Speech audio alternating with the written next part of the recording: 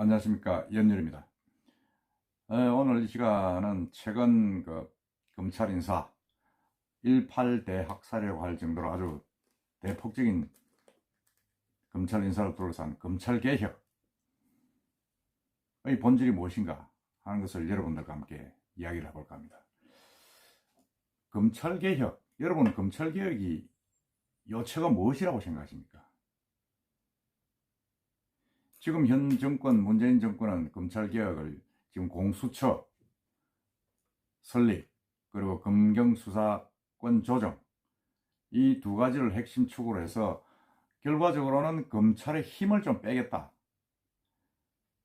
기소권을 독점하고 있는 검찰의 힘을 좀 빼서 검찰이 좀 무소불위로 이렇게 수사를 하는 그런 행태, 기존의 관행을 좀 없애겠다. 그래서 수사의 권력을 좀 나누겠다. 그게 이제 이 문재인 정권에서 추진하는 야마라고 볼 수 있습니다. 중심축이죠, 검찰개혁. 그러기 위해서 공수처도 만들어가지고 공직자수사본부, 고위공직자들은 검찰에서 손을 대지 못하고 공수처에서 이제 관리를 하고 수사를 하고 기소까지 하는 그런 권한을 주겠다. 그리고 이제 검경수사조정권, 이건 뭐 여러분 아다시피 검찰에서 수사한 거는 전부 다 검찰의 지휘를 받아가지고 검찰에서 판단해서 이제 기소를 하든지 말든지 하고 있습니다. 그 부분을 수사 종결권을 전부 다 검찰에 있는 걸 다 경찰에 주고, 이제 경찰에서 1차 종결된 사건 중에서 문제가 되는 것을 다시 검찰에서 재수사 명령할 수 있는 뭐 그런 방식, 이 두 가지의 축을 지금 사법개혁, 검찰개혁의 야마 중심축이라고 지금 이야기를 하고 있습니다. 그러함에도 불구하고 지금 뭐 공수처법이 통과되고 검찰 검경 수사 조정 것도 곧 이번 주 다음 주 중으로 통과될 것 같습니다. 그러함에도 불구하고 검찰을 지금 엄청나게 이 정권에서 지금 치고 있습니다. 왜일까요? 검찰은 아무리 속성상 이야기를 해도 권한에 대한 수사, 권력에 대한 수사, 이 속성을 버릴 수가 없습니다.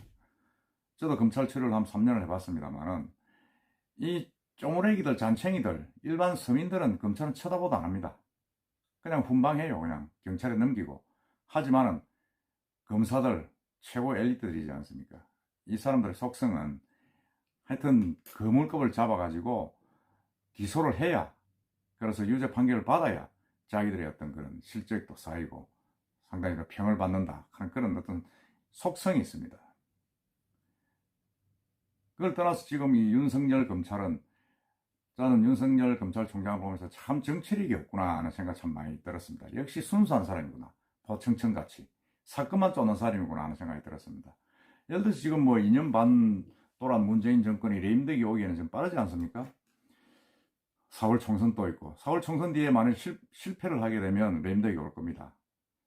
그렇지만 4월 총선에서 이 정권이 이긴다면 아마 차기 정권까지 창출할 수 있을 거라고 저는 봅니다. 그럼에도 불구하고 지금 검찰을 지금 치고 있습니다. 그 이유는 저는 이렇게 생각합니다. 이 윤석열 검찰총장의 수사가 이제 뭐 완전히 너무 지나치게, 청와대에서 생각할 때의 기준이다. 너무 지나치게 칼날이 권력의 핵심으로 들어오고 있다.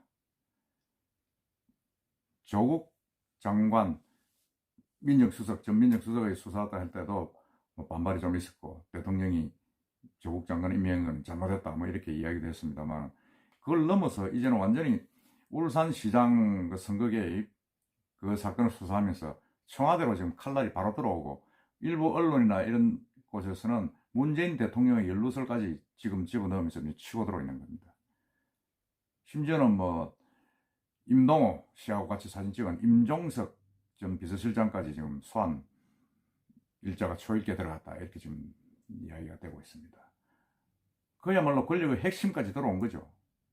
쉽게 이야기하면 문재인 대통령이 턱 밑까지 지금 수사의 칼날이 들어온 겁니다. 그럼 어떻게 하겠습니까?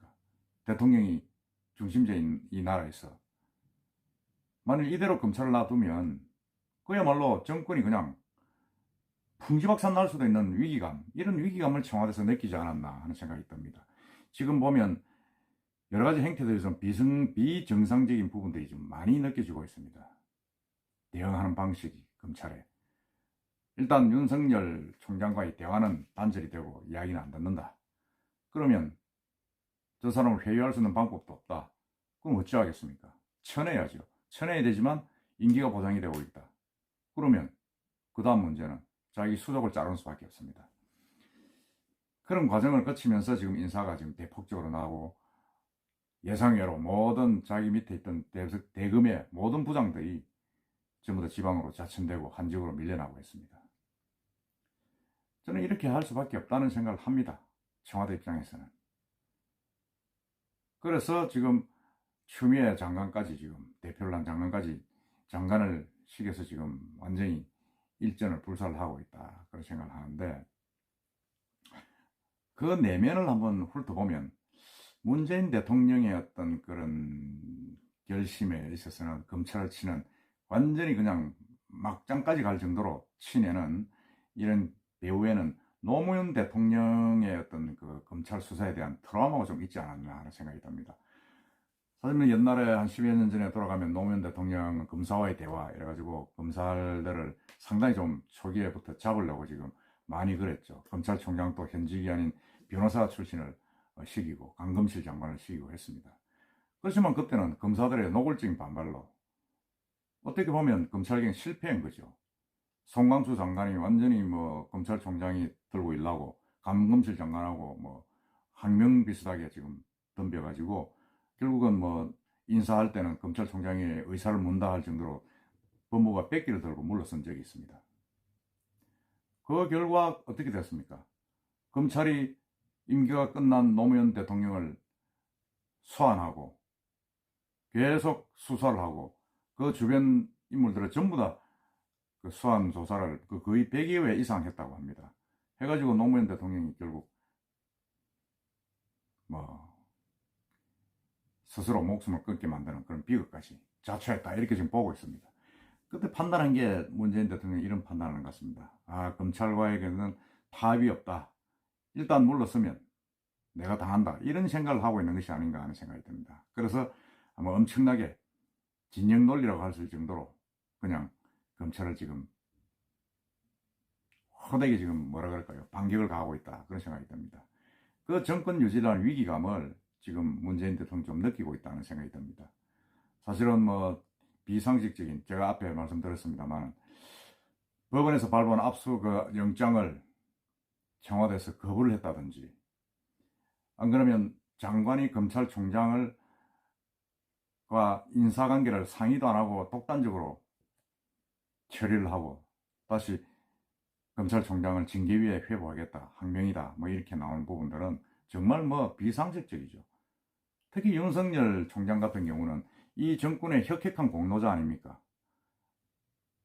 박근혜, 국정농단, 이명박 대통령 다 구속시키고 그렇게 야당에서 반대를 한 검찰총장을 밀어붙여서 그 자리에 앉힌 적이 있지 않습니까? 불과 6개월 전입니다. 근데 지금 6개월 만에 이렇게 판이 뒤비진 거죠. 사실은 이렇게 청와대를 치고 들어가는 수사는 어떤 면에서는 정치적인 계산이 있지 않으면 사실 힘듭니다. 왜? 뭐 검사가 더 출세를 해야 되니까 적당히 타협을 하고 뭐 그렇게 끝나야 되는데 이 윤석열 총장은 계속 그냥 밀어붙인 거죠. 제가 볼 때는 참 윤 총장이 너무 정치성이 좀 없구나 하는 그런 생각을 하면서 어떤 면에서는 또 이 오염된 정치판에서 참 신선한 충격을 주는 분이다 이런 좋은 평을 또 하시는 분도 있습니다. 저도 그렇게 생각하는 분 중에 한 사람입니다. 한 사람인데 어쨌든 이렇게 지금 뭐 판이 가서는 좀 곤란하다. 누가 승자냐 패자냐 여러분 어떻게 생각하십니까? 검찰이 과연 이렇게 인사를 하고 또 뭐 여러 가지 힘을 뺀다고 해서 그대로 죽겠느냐 하는 생각에서는 저는 좀 부정적입니다. 어차피 뭐 검사의 기소 독점권은 헌법에 보장되어 있지 않습니까? 헌법에 보장되어 있고 또 기소권을 갖고 있는 이상은 그건 뭐 또 막강한 권력을 갖고 있는 것과 똑같습니다. 그리고 또 정권이 바뀌면 똑같이 또 그 사람들로 또 팀을 꾸려 나가야 되는 거고. 그래서 저는 이번에 검찰 개혁을 보면서 그 본질은 이 현 정권에서 정말로 위기감을 느끼고 있구나. 이게 윤석열 총장이 굳이 뭐 한나라당과 저는 자유한국당과 내통을 했다. 이 전혀 그렇게 생각 안 합니다. 이 정말 순수하게 포청천까지 수사하는 사람의 어떤 칼날 때문에 위기감을 느끼고 있다. 청와대가. 근데 이 위기를 자초한 거는 역설적으로 보면 또 청와대일 수가 있습니다. 개혁의 주체다. 적폐 청산을 하겠다. 이렇게 나선 사람들이 지금은 이제 뭐 자기들이 워낙 잘못한 게 다 드러나고 있지 않습니까? 적폐가 드러나고 있는 신적폐라고 하죠. 이 신적폐에 대해서 검찰 수사를 하니까 이제 못하게 막고 나서는 겁니다. 이 또한 적폐다. 그런 생각이 듭니다. 이런 부분은 지금 당장 검찰의 어떤 입을 막고 손을 막더라도 다음 정권에 들어오면 어차피 불거지게 되어 있습니다. 드러나게 되어 있는 겁니다. 그건 우리가 역사에서 배우지 않습니까? 그래서 지금 이게 뭐 일시방편으로 이렇게 한다고 해서 이 현 정권의 어떤 그런 비리가 없어지진 않는다. 라는 생각을 저는 하고 있습니다. 하고 있고 반드시 지금은 안 드러나도 다음에 드러난다고 생각을 하고 있는 사람 중에 한 사람인데, 결국은 어쨌든 간에 다음에 드러나더라도 지금 현 정권의 어떤 유지하기 위한 어떤 권력의 어떤 그 누수, 그리고 위기감, 이런 부분을 막기 위해서는 당장 검찰을 칠 수밖에 없다. 윤석열 씨의 손발을 묶을 수밖에 없다. 뭐 이렇게 판단했던 것 같습니다. 지금 일어나고 있는 검찰 개혁의 본질은 저는 순수하게 검찰을 어떻게 뭐 힘을 빼고 경찰의 어떤 수사를 도두고 공수처를 만들어서 객관적으로 뭔가 좀 처리를 하고 이런 것보다는 이 정권의 어떤 유지, 비호, 권력의 비호를 위해서 결국은 수사의 칼날을 자르고 현재 진행되는 수사에 대해서 적극적인 간섭을 떠나서 중단을 좀 요구를 하는 것이 아닌가 하는 그런 생각이 듭니다. 참 이건 좀 이해할 수 없는 부분이죠. 있을 수가 없는 부분인데, 어쨌든 지금 뭐 중앙지검장이라든지 그 칼날을 쥐고 있는 사람들이 전부 다 친노나 문재인 대통령과의 관계로 있는 사람들이 다 들어와 있기 때문에 그 동력이 과연 그렇게 빨리 옛날 팀과 같이 할 수 있겠느냐 하는 부분에서는 회의적인 시각이 많습니다만, 어쨌든 검찰 개혁을 이렇게 권력 비호의 수단으로 이행을 하고, 또 검찰 수사가, 청와대를 향한 검찰 수사가 중단해서 그만두게 된다면 그건 뭐 이 정권이 큰 부담을 앞으로 지게 될 것이다. 국민들이 다 보고 있지 않습니까? 4월 심판에서도 영향을 미칠 것이고 2년 뒤 대선에서도 영향을 미칠 정도로 문제가 될 수가 있다는 생각이 듭니다. 저는 검찰개혁을 가장해서 이 권력 유지, 권력 비호, 정권을 유지한 그런 방편으로 이용하는 부분들에 대해서 적절한 방식은 아니다 하는 생각이 듭니다. 또 다른 방식으로 도려낼 건 도려내고 버릴 건 버리고 업창마소하는 심정의 자세가 우리 문재인 대통령에게도 필요하다. 잘못된 건 버려야 되지 않습니까? 검찰개혁의 본질, 결국 이 인사권, 모든 수사권을 제한한다고 해서 일어나는 건 아니다는 생각을 저는 버릴 수가 없습니다. 앞으로 한번 진행되는 부분들을 더 한번 지켜보겠습니다. 여러분들 생각은 어떻습니까? 이상입니다.